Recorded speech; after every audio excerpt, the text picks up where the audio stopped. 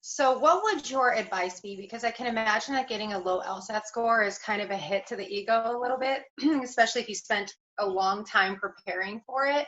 What would your advice be to someone that, might feel a little defeated after they get their score back? Yeah, of course. I mean, that's really common. It's super discouraging. And that's part of why I'm not a huge fan of taking diagnostics cold. But even if you did study and didn't do as well as you wanted, that's normal. It happens. Retaking is more common than ever. You are not your LSAT score. And plenty of smart people start off with low scores. I started off in the low 150s, and it was only very gradually over the course of an entire year that I brought my score to 175. And so Mhm.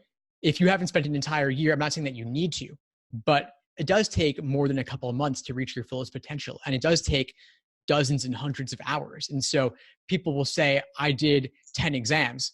I did a lot.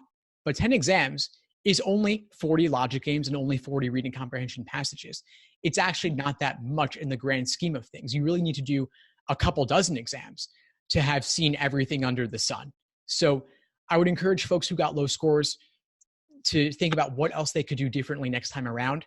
I know that you are not your LSAT score. And even if you can't raise it in the end, that's okay. Maybe you get in based on your GPA. Maybe you can get in based on the soft factors in your application. And also, we talked about the LSAT being an indication of how you might do in law school. But even that is not necessarily an indication of how you'll do as an attorney. There are so many other things involved in being a successful attorney aside from how you do on an exam.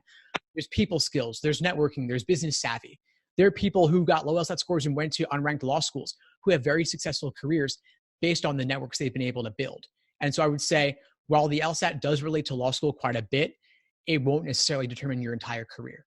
Thanks for tuning into the show. Please subscribe if you haven't done so already to be notified of new episodes as I release them. And feel free to reach out if you need anything at all as you move forward with your prep. I'm happy to help however I can. In the meantime, I'll wish you all the best and take care.